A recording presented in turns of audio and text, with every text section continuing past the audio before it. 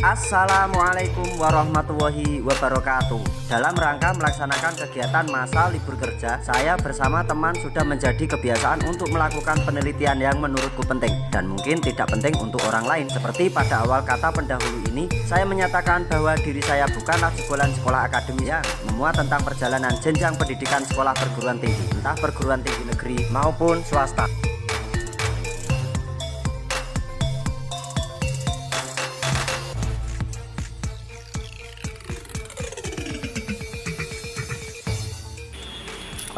Tadi kan kita habis dari Tok Ngancar atau bangunan Belanda yang berada di Ngancar.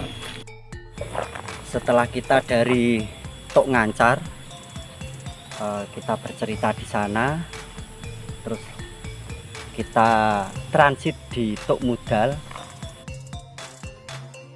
Pagi itu, kami sengaja mengadakan acara belusukan secara mendadak. Kami juga tidak menjadwalkan acara belusukan seperti biasanya. Jika biasanya kita menjadwalkan seminggu sebelumnya, kemarin secara serentak kita bisa berangkat bersama, walaupun hanya 3 orang saja. Dan itu pun, benar-benar tidak terencana dan tidak ada unsur paksaan. Hari ini memang tidak seperti pada hari sesudahnya, jika biasanya kita belusukan ke makam-makam kasepuhan dan jejak-jejak bangunan candi. Untuk kali ini, kita mengadakan belusukan ke beberapa tempat, yang secara kebetulan, objek yang kita pilih adalah bangunan peninggalan Belanda atau jejak kolonial Belanda sebelum nama Indonesia terbentuk. Keberadaan bangunan yang kita maksud berlokasi di wilayah Dusun Gebuk, Desa Kalisidi, Kecamatan Ungaran Barat. Lebih tepatnya berada di sebelah barat laut jantung kota Ungaran. Terdapat bangunan kolonial Belanda berupa Brongebouw Ancar atau Tuk Ngancar. Letak bangunan ini lumayan agak jauh dari pemukiman warga. Jaraknya kurang lebih mencapai 300 meteran. Brongebouw Ngancar sebutannya, sumber mata air yang dikelola dan dibangun oleh Belanda, ternyata memiliki debit air yang sangat melimpah. Mampu menyuplai atau mampu mendistributorkan air ke Brongebouw Mudal yang berada di desa Sumur Jurang. Dalam perjalanan kali ini, saya sempat berhayal dan membayangkan kejadian masa itu. Di mana masa-masa itu, sudah memikirkan tentang fasilitas sumber air bersih, untuk kelangsungan hidup yang sehat. Penerapan seperti itu, sudah direncanakan oleh petinggi dari bangsa Belanda. Maka dari itu, bangsa Belanda mengadakan ekspedisi di lereng Gunung Ungaran untuk mencari sumber air bersih, yang mampu menyuplai kebutuhan warga masyarakat di kota Semarang kala itu. Sehingga, pada akhirnya bangsa Belanda mampu membangunan, dengan mendatangkan langsung air bersih dari sumbernya ke pemukiman warga Semarang kota kala itu. Dengan melalui berbagai tahap-tahap untuk penyaluran mata air dari kaki Gunung Ungaran. Sedangkan masa itu, pembangun tidak menggunakan alat berat, seperti zaman sekarang ini. Hanya menggunakan alat-alat yang masih sangat tradisional. Bahkan, kalau kita membayangkan kejadian itu, warga pribumi yang memindahkan dan memasang pipa-pipa besi, yang memiliki ukuran rata-rata diameter 14 inci. Sedangkan untuk panjang pipa tersebut mencapai 8-10 meter.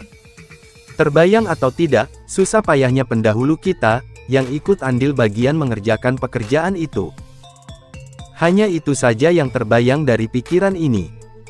Dengan cerita yang sudah lama beredar, yang sudah dicerna oleh para pendahulu kita, dan disampaikan secara turun-temurun, hingga cerita itu sampai di telinga kita. Gambaran kisah kehidupan zaman itu sangat susah dan sulit sekali, untuk mendapatkan sesuap nasi dan nafkah untuk keluarga yang tinggal di rumah. Sangat miris sekali, ketika cerita itu kita dengarkan langsung dari ucapan secara turun-temurun. Akan tetapi, bangunan itu selesai digarap dan masih kelihatan wujud aslinya. Dan eksistensinya masih berjalan dengan sempurna dan tidak diragukan lagi.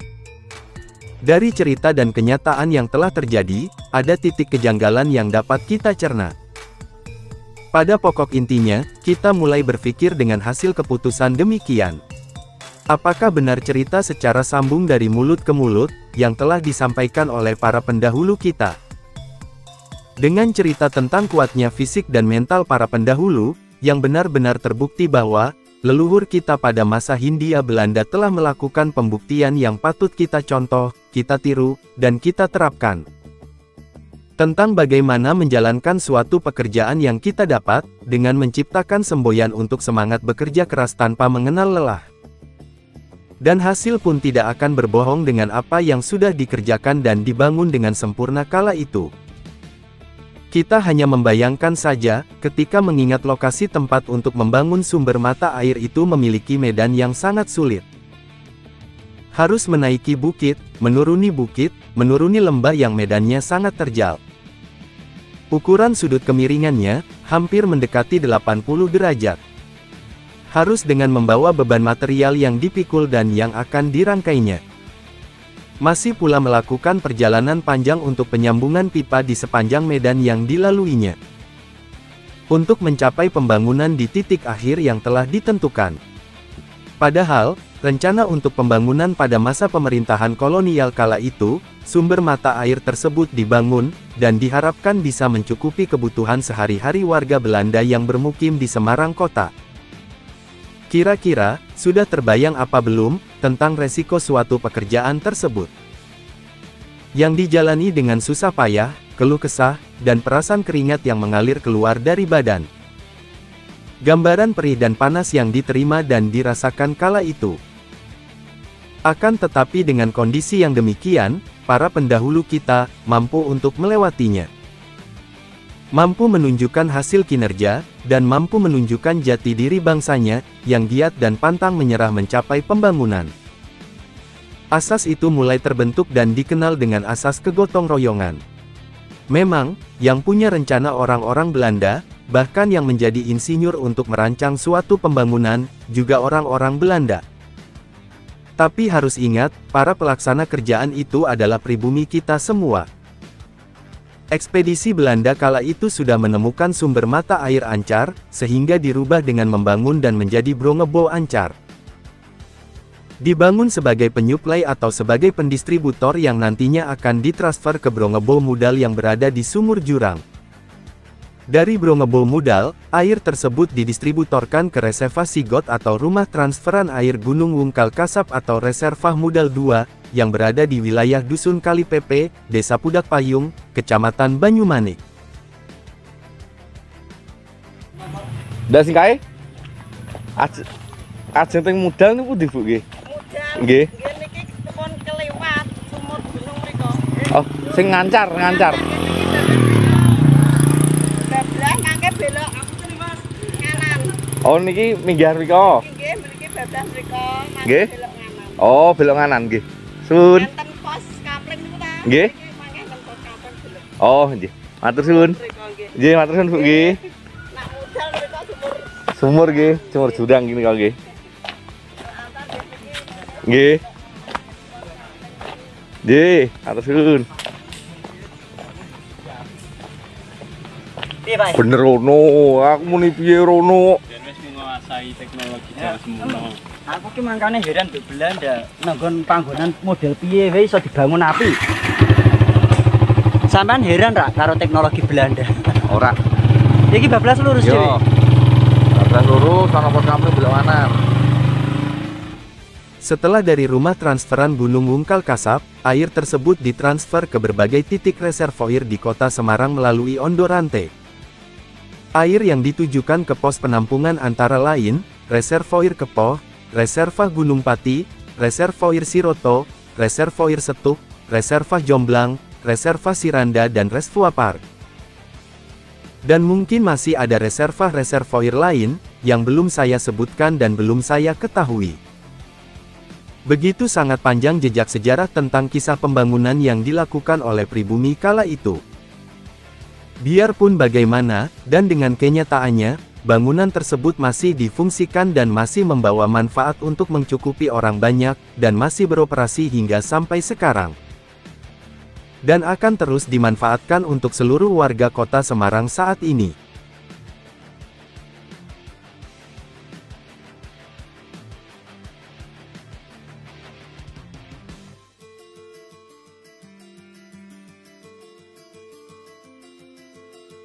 Wah, Alhamdulillahirabbil alamin. Hah. Saiki kesampaian ngevlog. Kita itu sekarang kesampaian ngevlog sama Mas Age. Dimana Mas Age itu saya pengen banyak belajar tentang sejarah masa perjuangan, juga bangunan-bangunan masa kolonial. Nah, Mas Age itu sering jelajah di Desa Kalisidi sebenarnya. Cuma ada satu hal yang Mas Age belum tahu. Ketika bangunan Brongbo Mudal atau Tuk Mudal itu adalah tempat penampungan air yang secara kebetulan dibangun oleh Belanda. Dan sebelum Tuk Mudal itu jadi, sebenarnya ini dulu yang dibangun sebagai tempat penyuplai airnya, yang nanti akan dialirkan ke Tuk Mudal yang kedua, terus nanti lewat Ondorante dibagikan ke reservoir yang berada di Kabupaten Semarang. Kota Semarang ya Mas ya? Yang berada di Kota Semarang. Nah, kita dalam peta Belanda itu dituliskan Ancar atau Ngancar sini Mas. Nah, ini Mas Age. Ini sobat saya. Ya, saya ikut belajar. Aku yuk. Aku tuh sak meneke. Berarti sampai nek ndelok ya aku ketok tumone teng kremu lho Mas. Saya ikut belajar sama Mas Eka ini lebih mengetahui juga. Enggak, sebenarnya kita belajar bareng. Jadi di sini kita itu tidak ada yang menggurui ataupun kita tidak ada yang digurui. Kita sama-sama belajar, kita saling tukar pendapat.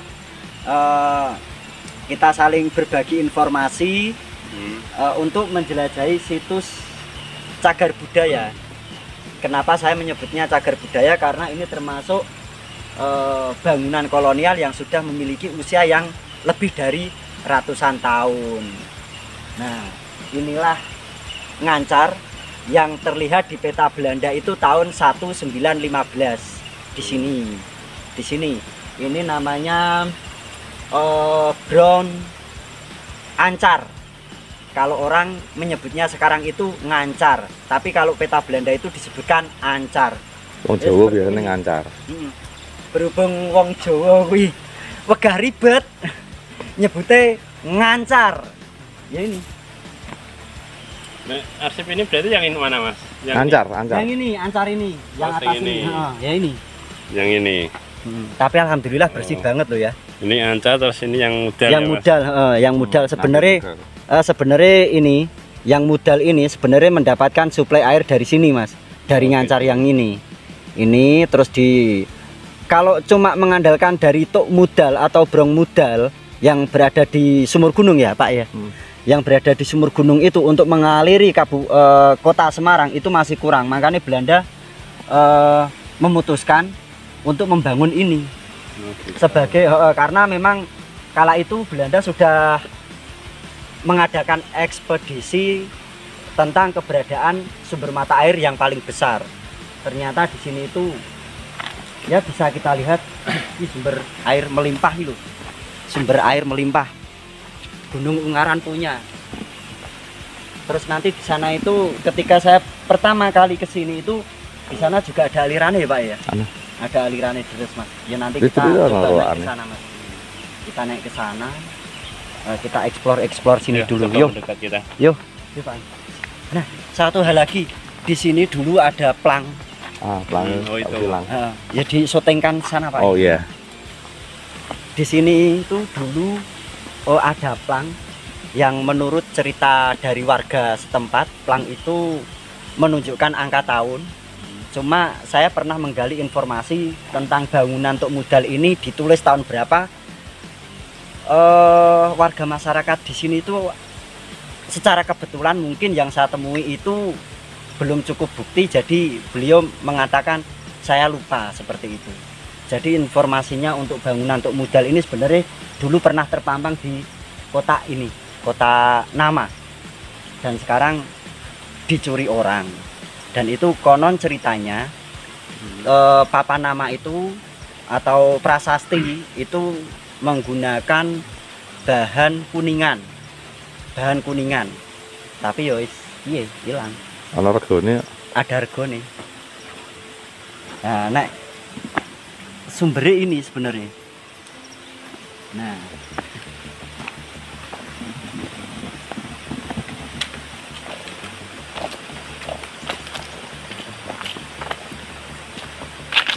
bangunan ini nggak ada anu ya petunjuk apa Nggak ada, tahunnya Mas. ya pada Nggak ada, mungkin di dalam ada cuma di dalam ini sudah digembok seperti ini. Tapi ini keren loh, sekilas nek dhewe ndeloki saka kono dari arah sana. Ini bangunannya kayak bong loh, kayak bong Cina loh. Kau fungsi no? Ya, toh? Mm-mm. Kayak bong Cina loh.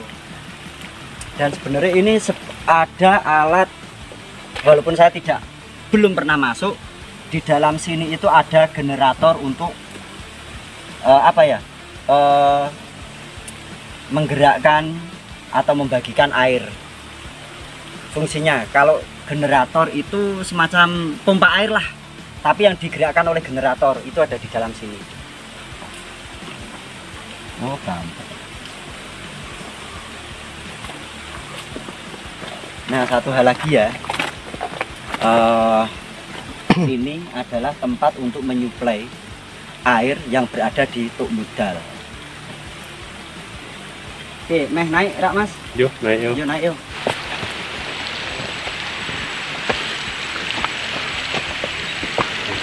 Nyebar kabeh. Ora iso dadi siji. Cek. Aduh. Nah. Wis keren. Asli keren. Nah. Kita berada di atas bangunan yang nampak dari bawah tadi. Nah, sebenarnya untuk bangunan-bangunan ini, untuk konstruksi bangunan ini sebenarnya masih orisinil Mas, masih aslinya. Jadi memang ketika itu Belanda mengupayakan membangun sedemikian rupa ini hampir mirip fondasi sebenarnya untuk penahan supaya yang tanah di atas untuk aliran air nanti di sana itu Mas, di atas sana itu ada airnya, ada aliran air yang mengarah kono ngendi Pak, lor ya, lor ya, ngendi lor dari utara ke selatan itu ada aliran air. Nah, Belanda membuat tanggul seperti ini dengan dicor sampai pojok sana hingga pojok sana itu supaya tidak longsor atau menimbun mesin pompa atau generator yang di dalam sini. Kok coba masuk ke sana Mas, maksudnya naik. Tapi lumayan agak curam loh ya. Bisa buat anak tangga kita. Kabur anak tangga. Loh, ini keren loh ini loh.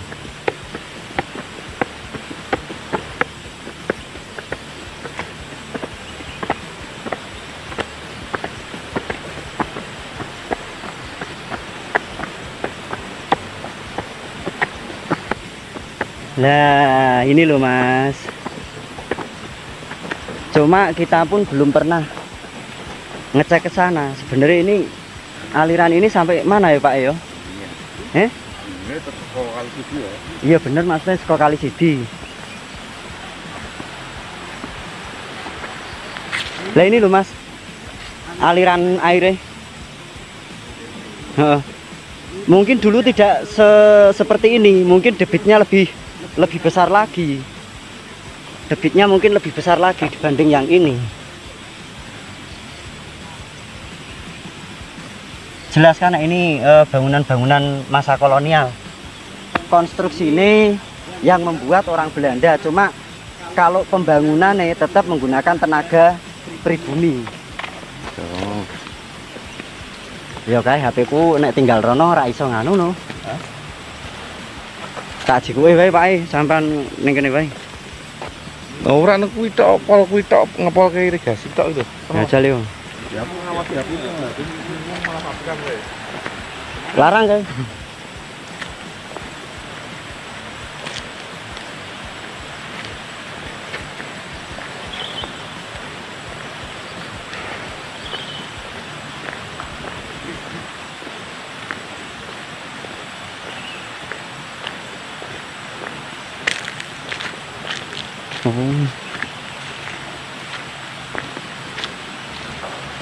Oh, masih nganu. Walah. Mulai dari sini sudah rusak. Nggak tahu kalau yang di sana, karena ini alirannya belok ya. Itu yang di belakang musola itu, terus belok ke sini. Mas Age curiga mbek kae, Rak? Apa gue? Yang apa? Curiga mbek bangunan kae, Rak? Kayak jangan-jangan sendang kae. Kaya ono Piye? foto di. Pak nang melu ra? Pateni bae. Pateni wis kok. Kaya foto di foto. Nah, jale ke sana Mas yo. Tapi kok koyo sendang koyo oh, nganu Mas, bangunan Belanda Mas.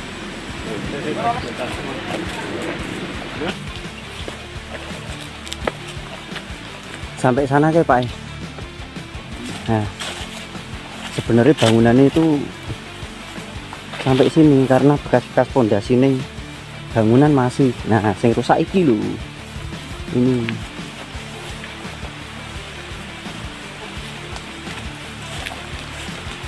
Nah. Nih. Putus berarti dhisik pernah longsor iki Pak. Oh iya bener. Pernah longsor. Oh, itu bangunan apa ya Mas ya? Kayak lho, kayak lho. Kayak lho. Jajal rono sih Pak. Heeh, jajal rono sih Pak. Oh, kayak sumber kayuan gitu.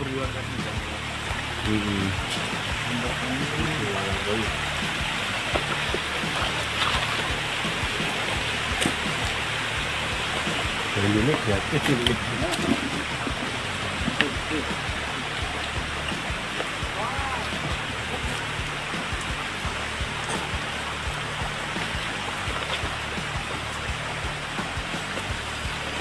Izin karo bapak ya.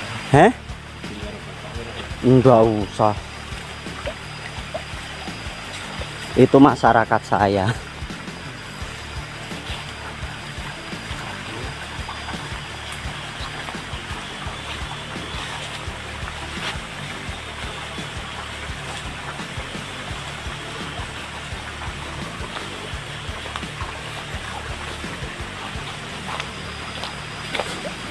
Nah ini loh, sebenarnya bangunannya itu sampai sini. Cuma ini ada pembaruan lagi.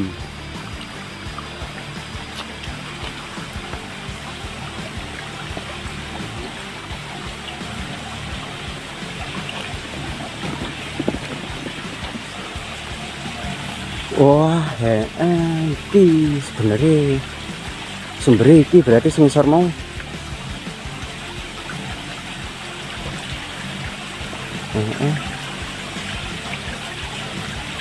Ono prasastine ra ya Pak yo? Iya. Celak ke sana yo.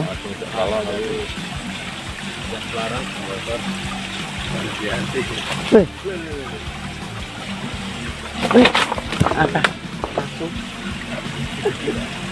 Aku tahu muni asu. Ya. Yo kok sekarang ya tiba. Wah, ambune.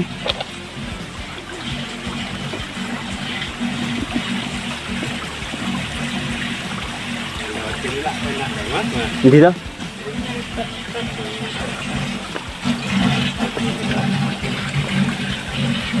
Assalamualaikum, Bae.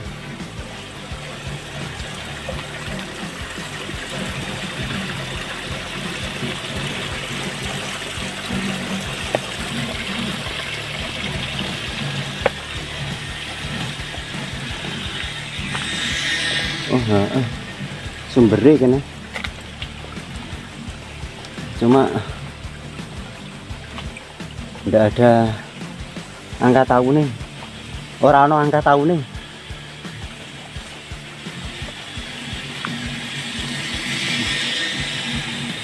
Suaranya air loh.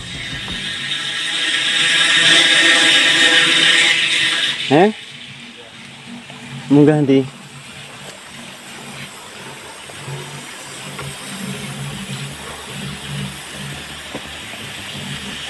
Cuma kok ngono tok Pak.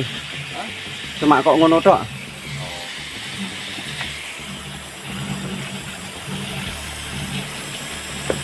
Tapi ketok iki nganu Mas iki Mas. Ki nek menurutmu ono unsur-unsur Belandane ta Mas? Ketoke ora yo? Ora. Ora. bukan bangunan Belanda ketok iki. Iya nyara. Ono nganu nih Mas. Endi? Oh iya ono. Oh iki kanggo sing masyarakat pribadi, swadaya masyarakat. Jadi masyarakat buka dewi ini loh. Buka sumber dewi.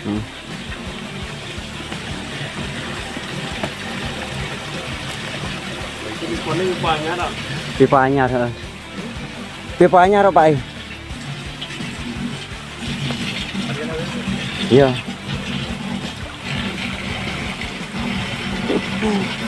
Aku mau tahu tiba lho.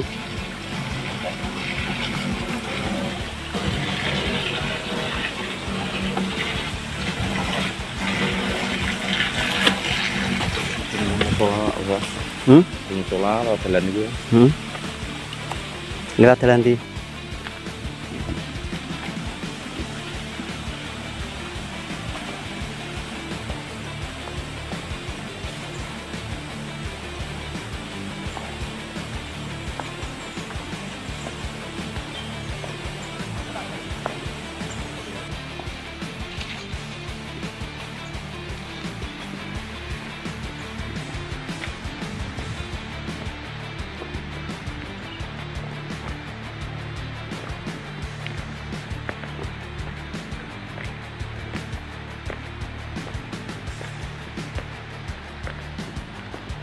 Sembarang melewati aku nang lewat kono.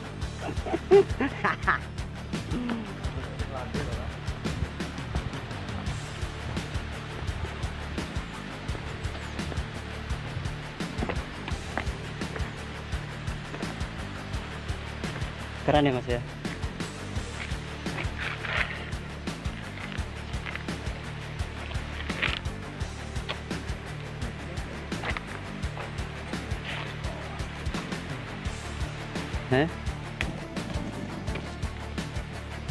Orang ketok, ono apa nama nih?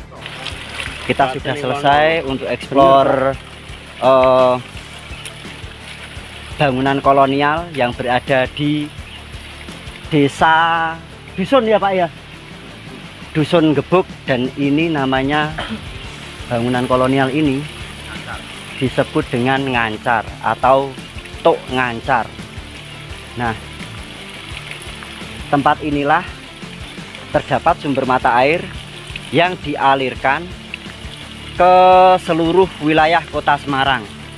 Ini disebut penyuplai air yang nantinya akan kita datangi tempatnya Tuk Mudal, bangunan kolonial juga, dan di sana itu tertera angka tahun 1911. Nah, itu juga penampungan. Nah, penyuplainya justru yang dari sini. Nah, nanti kita cari informasi lagi tentang keberadaan setelah bangunan ini, apakah langsung ke Tuk Mudal, langsung disuplai ke Tuk Mudal, ataukah ada penampungan lagi baru Tuk Mudal itu yang ke berikutnya. Seperti itu. Ayo Mas Agi.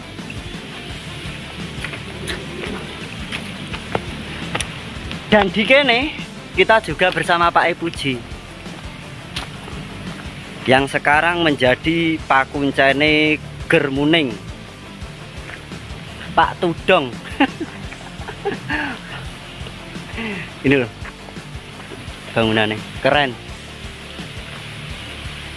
Memang nek Belanda membuat bangunan konstruksinya itu keren-keren. Pencetus juga perancang konstruksinya itu keren. Bisa kita bayangkan ketika kita melihat dengan kontur tanah yang seperti ini, dulu keadaan kala itu, atau kita flashback walaupun dewerak tahun zamani kan, terbayang tidak di pikiran panjenengan-panjenengan itu menciptakan suatu halusinasi yang benar-benar Belanda dan pribumi bekerja sama untuk membangun ini. Dan nanti kan sebentar lagi kita akan sampai di Tuk Mudal. Iya Pak, motornya tinggal weh.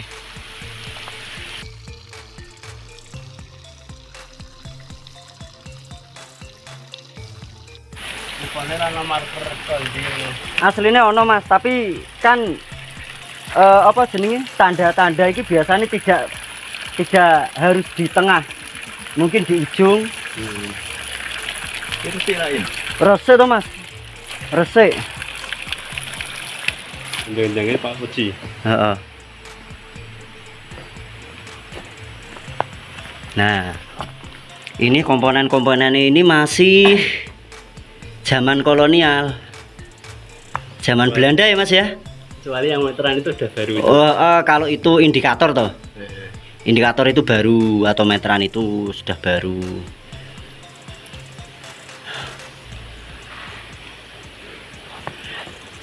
Bisa diterangkan Mas, kenapa pipa itu langsung tidak disambung? Kenapa harus belok ini kayak rel kereta api sistemnya pembangunannya? Kenapa Mas? Aku secara detail perairan kurang memahami Mas. Secara teknisnya belum ya Mas ya? Belum memahami saya. Nah ini loh. Itu kan dari ujung pipa yang seharusnya di sana itu merupakan datangnya sumber mata air yang dari pusat tadi. Kenapa tidak langsung disalurkan ke depan, tapi melainkan harus dibelokkan seperti ini. Padahal satu arah, dan itu pun jaraknya cuma kisaran ya 2 meteran. Karena sebenarnya ada tiga alat untuk membuka dan menutup aliran, ya kan? Membuka dan menutup aliran. Sebenarnya itu bukan ada keterkaitan ketika alat ini rusak untuk menutup salah satunya. Nah, ketika alat ini dibuka dan ini dibuka, air lancar. Sebenarnya debit air ini ketika mendapat dorongan dari pompa itu terlalu besar, atau debit airnya itu terlalu besar. Nah, ini yang dibuka. Supaya kenapa? Supaya air itu keluar dari sini.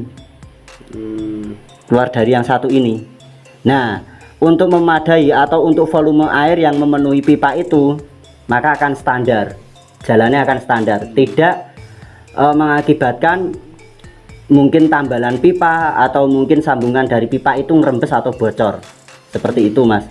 Sebenarnya untuk menghalau tekanan supaya tidak terlalu tinggi saja dari volume air ini. Berarti ini kayak keran ya? Iya, ya ini memang keran Mas ini. Oh, gitu. Ini keran ini, dan ini sistemnya pun caranya yo diuntir atau diputer itu pakai alatnya gitu Mas. Yang ini kunci, Oh, sing itu handle kayak itu. Iya bener, namanya handle, tapi bukan handle rem.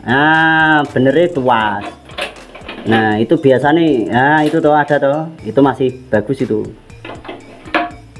Nah seperti itu kawan-kawan. Saya kira sudah pada mudeng dengan konstruksi pemasangan panel-panel pipa zaman kolonial. Dan ini kenapa bening sekali? Dari api larang.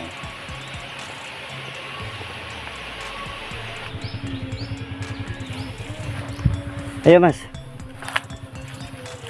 yuk kita kasih lihat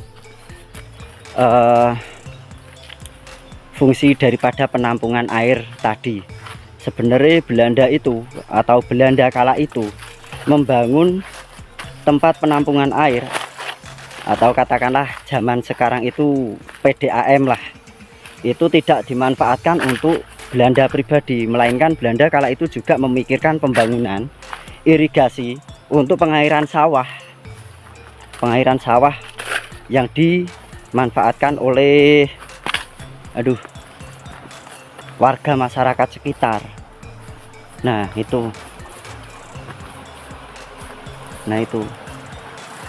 jadi perlu diperhatikan lagi ya, Belanda kala itu atau zaman kolonial kala itu tidak mementingkan diri sendiri atau tidak mementingkan pribadi dari si Belanda tersebut. Belanda juga mementingkan ketika warga masyarakat itu membutuhkan air untuk pengairan sawah dengan cara membangun setiap pos air, di situ nanti dialirkan atau air tersebut dibagi dari berbagai arah. Nah contohnya seperti itu.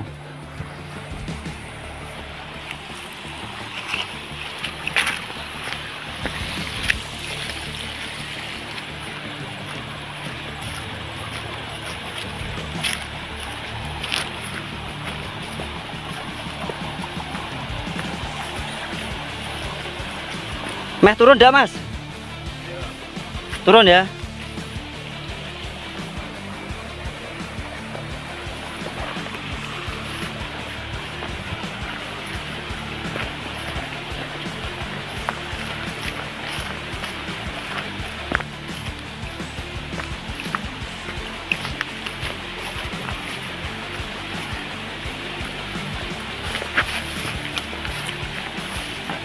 Hati-hati loh mas, lunyu loh mas.